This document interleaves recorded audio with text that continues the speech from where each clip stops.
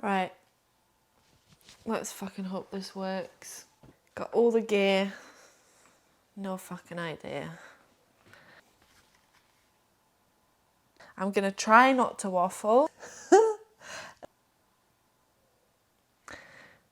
What? That I need to blow my nose. Fuck, I hope I can edit that out. I looked like an Oompa Loompa. Right, let's do this. I asked a couple of weeks ago if you guys wanted me to film like a little recap on my photo shoot, and it was a unanimous yes. I think it was 100% yes. So here goes. I'm gonna try not to waffle. I do have some notes because otherwise there is a big chance, very big chance that I will waffle. So yeah, let's start at the start. Overall, I think this whole photo shoot prep was a good experience. I thoroughly enjoyed it. There were a couple of weeks where shit got a little bit tougher, I suppose, but I'll touch on that a bit later on. So, photo shoot prep experience started on Friday, the 21st of April. I went back and I had a look, and Friday, 21st of April, is when Tom sent me my plans, and I started my first week.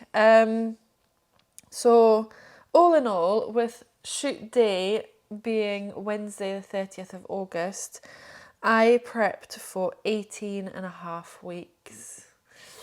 In total, 18 and a half weeks.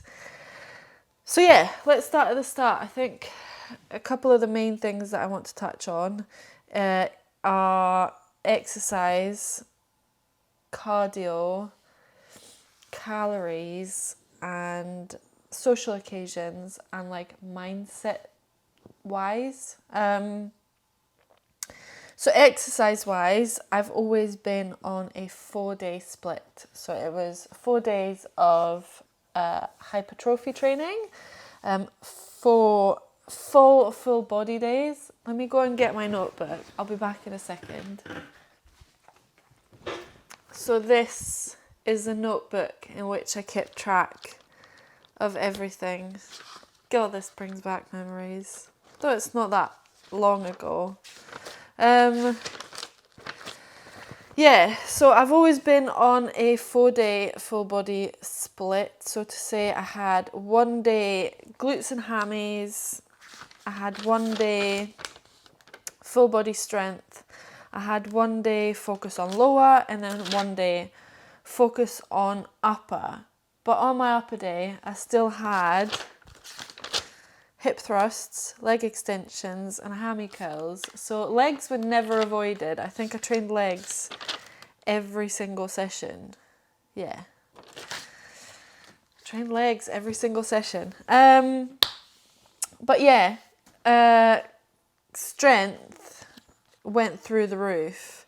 I think my hip thrusts went from, week 1, 80 kg was a struggle, to final week I did 145, and I've got a little arrow next to it saying next week go up. But then he ceased training. So yeah, I went from 80 to 145. I mean, other lifts, deadlifts, I went from 50 to 90. What else? Goblet squats, I went from 10 to, I went from 10 kg goblet squats to 32. Wowza. And this is why you keep track.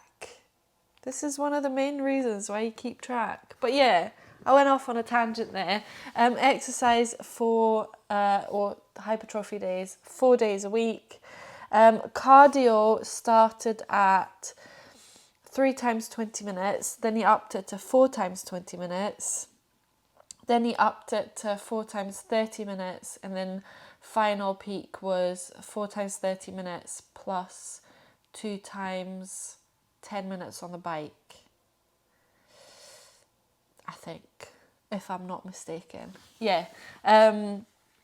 So yeah, cardio, I think especially for females, if I'm not mistaken, gets quite taxing towards the end. And I honestly believe that what I was on, 4 times 30 minutes and then 2 times 10 minutes, or was it 4 times 10 minutes? Even if it was 4 times 10 minutes, that's what, 2 hours 40 minutes a week. I still think that's relatively low. I think he could have stuck me on a lot more cardio, but then I don't know what my body would have done. But yeah, that was cardio. In terms of calories, we started off what I thought was quite high, on 18:10 on training days and then 16:45 on rest days. 1 week later, he pulled them down to 16:10 and 14:70, and I was on that for quite a while. He pulled it back on the 21st of July. He pulled it back to 13:50 on training days, 12:40 on rest days. So that was technically 1, 2, 3 weeks on lower calories. It felt a lot longer than that, unless I've got my dates wrong, which is possible. It felt like he had me on those calories for a lot longer. But yeah, that was like the factual side of things in terms of exercise, cardio, and calories. I overall think that like that wasn't what I struggled with. I mean, I pushed reps and weight, as you heard, like my strength increased dramatically. But yeah, I don't think that's what I struggled with. And I don't think overall that I struggled very much. But the struggles that I did have were more on like the mental side of things and like the mindset side of things. I had a couple of like tough weeks. I swear it was like July time. Yeah, end of June, July time. I just had some really like difficult weeks where I just questioned everything and I doubted myself. I thought, can I do this? Is this for me? I got to a shape that I was comfortable with. So I think we set out, well, we had a clear understanding of where we wanted to go. I wanted to do this photo shoot. I had a physique in mind, and I showed Tom some videos and some pictures, and I said, this is kind of what I want to go for. And I think we reached that, or we nearly reached that, and I got a little bit of a taste of like freedom, as Tom called it. We had like a week off plan, or a couple of high days, I think.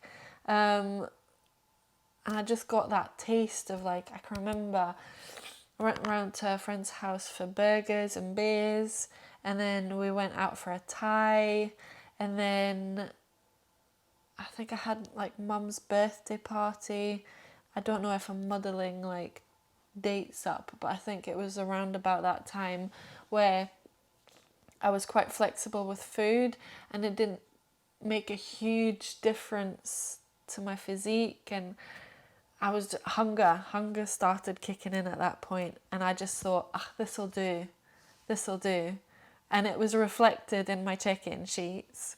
And I can remember Tom going, maybe this isn't for you. Maybe we just need to pull the plug. Like, if you're content with where you are, then maybe this is where we end. And I can remember that check-in so vividly, because I can remember thinking, hell no, we're not done yet. We are far from done. And that is when I really got like my head down and I feel I got really serious about this. I think also this is a time where like social occasions became, I don't want to say a struggle, but so I used to go to my brother and my sister-in-law's quite frequently, and this is by no means a dig to them at all. Like, I used to go around quite often. I used to stay for dinner. I used to go for breakfast. I used to go for lunch. But at that time, the foods that they have or had are super, super tasty, but they didn't fit into the, I'm not going to lie, very restrictive diet that I was on. It was temporary, but nonetheless, it was very restrictive. And so I had to say no to breakfast, no to lunch, no to dinner at theirs, no to the wine, no to the chocolate food. Like, I had to say no. And I think this gave me like perspective in terms of, if I ask clients to do this, I now know how it feels to have to say no, and it sucks. It sucks big time, but it's not undoable. I did it, and I'm a sucker for good food. So, yeah, it's not undoable. I'm going off on a tangent, but yeah, I had to say no to social occasions. I had to take my own food. Like, there were times where I stayed for lunch at my brother's or stayed for dinner at my brother's, and I brought my own food just because I knew that would fit within my calories and I wouldn't overconsume. And it was for such a short period of time as well that I suppose that made it a little bit easier for me. But I'm not going to lie, there were times where I wanted to go around, but because I knew I'd be tempted by nice food, I wouldn't go. And that kind of, it can feel quite isolating doing what I did. And again, what I've done is take fat loss to an extreme. Like, I voluntarily put myself through this just to get an experience of what it was like. So I'm not moaning, but it does feel quite isolating, having to say no to certain events and choosing to come home and have dinner here over staying at theirs and having it at theirs.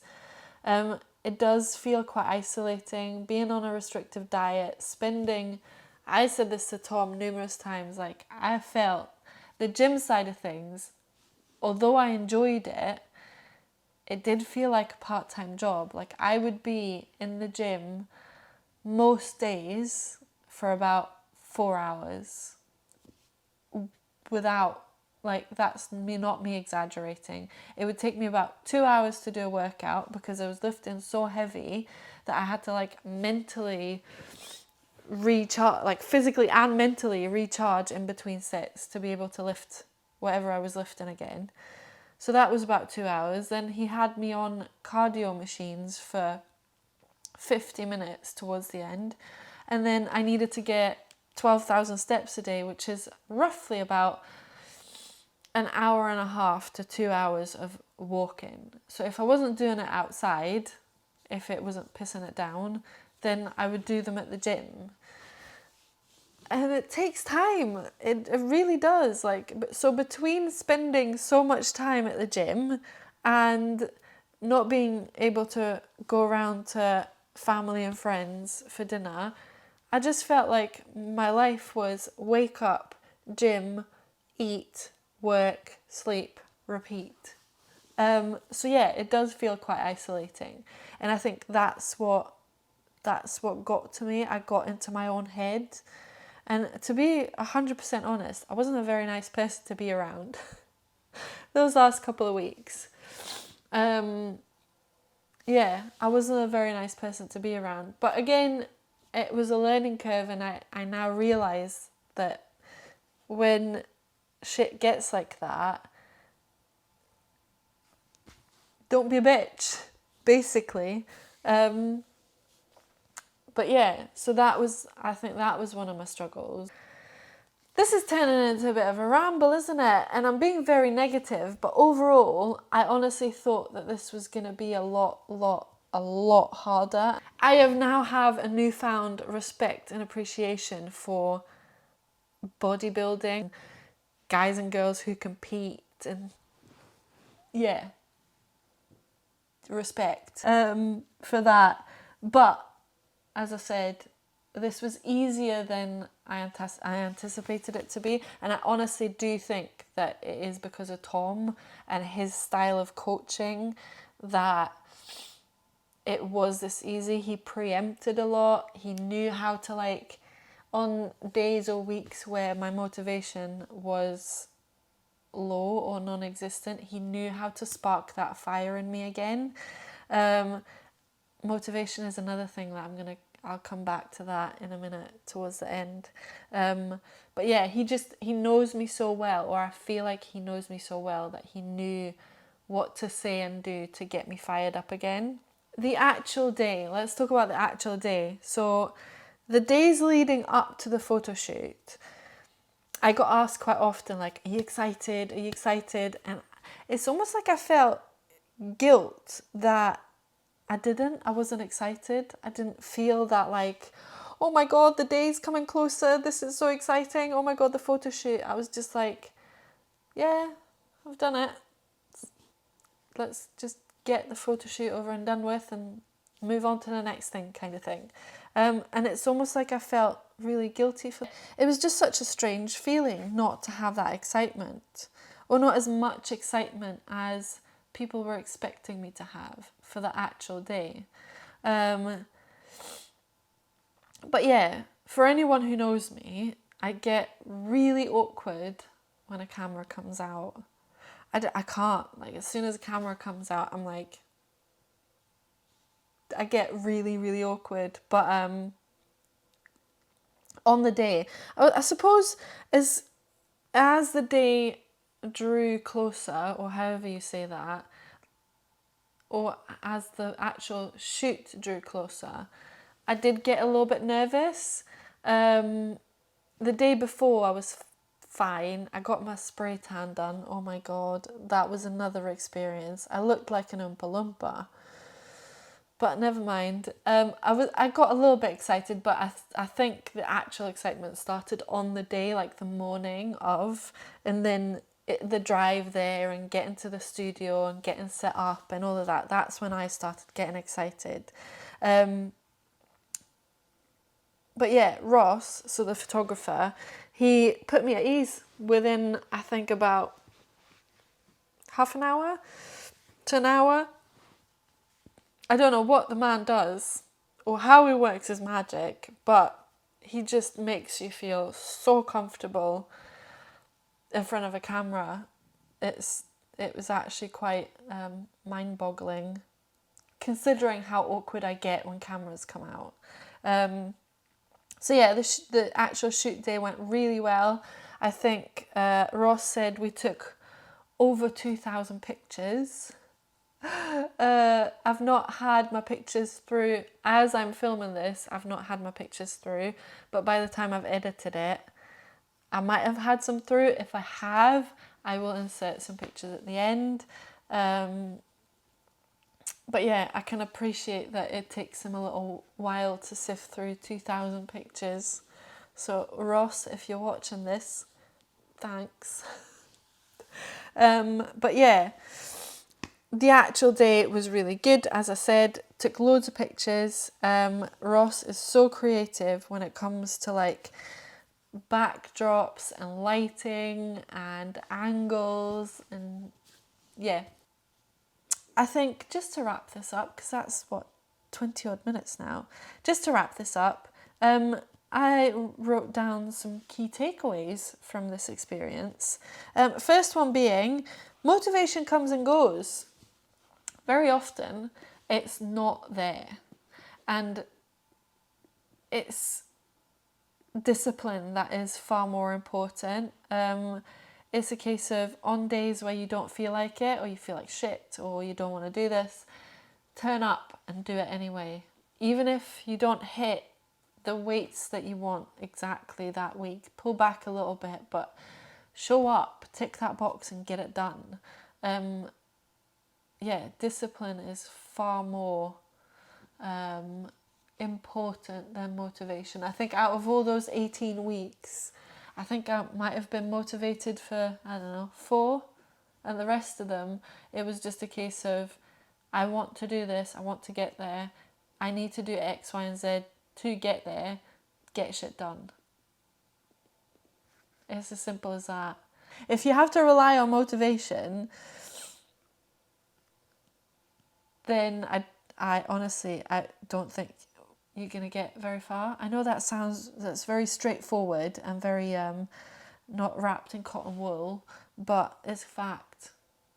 Discipline outweighs motivation by miles. So yeah, on days where you don't feel as motivated, just be disciplined. That's a tip for you right there.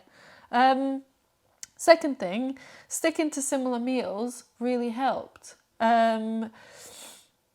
It just meant that I knew what fitted within my calories. I knew what to buy every week, and I didn't have to spend energy and headspace thinking about those things, if that makes sense. They were all meals that I enjoyed, that were tasty, that were high in volume, so there was a lot of food for not very many calories. And it just meant that it was, for me, the easiest way to stay in a calorie deficit without being absolutely ravenous. That's another thing. I've got a newfound appreciation for hunger. And if anything, it kind of riles me up when people say, oh, I'm hungry. No, you're not hungry. I don't think you are hungry. I think you are peckish. Or maybe a little bit bored, because I often found that I was hungry, but if I then distracted myself with either work or a workout or going out for my steps, all of a sudden I wasn't hungry anymore. So I think we often eat out of boredom. But yeah, the hunger that I feel now, or that I used to feel before, like this niggle in your stomach, like, oh, I'm hungry, I could eat something. That's not hunger. No, hunger is not being able to get off the sofa because you literally have no energy to do anything else. And that hunger pang and feeling in your stomach is overpowering. I don't even know how to explain real hunger, other than it makes you feel like an utter cloth. You just can't do anything. It's horrible. Not very nice. But yeah, luckily, hungry days weren't far and few between. Is that how you say it? Few and far between? Far and few between. I didn't have many hungry days, but I did have a few. Just taught me what hunger was, I suppose. Yeah. And then the last thing is having a specific goal and clarity on how to get there makes a huge difference. Like, I don't think I could not have a goal anymore. Like, having had this one goal and now having moved on to the next goal, again with clarity on how to get there, I love it. Like, I couldn't imagine going back to just training for nothing in particular. I think I would really struggle with that. Even if I have a goal that's like 2-3 years down the line, I would still want to have some sort of goal. And yeah, just having that clarity on how to get there, having that time frame, having like cycles within that time frame to hit specific targets. I love that. But then again, I'm a bit of a geek and a nerd like that. But yeah. So yeah. That was my experience in a nutshell. I hope you enjoyed this video. I hope I didn't ramble too much. Probably did, but I hope I didn't ramble too much. If you liked this video, give it a thumbs up, because, you know, that's what all YouTubers say. I'm not a YouTuber, but that's what they usually say at the end of a video. If you like this video, give it a thumbs up. And yeah, I will catch you all later. Bye bye.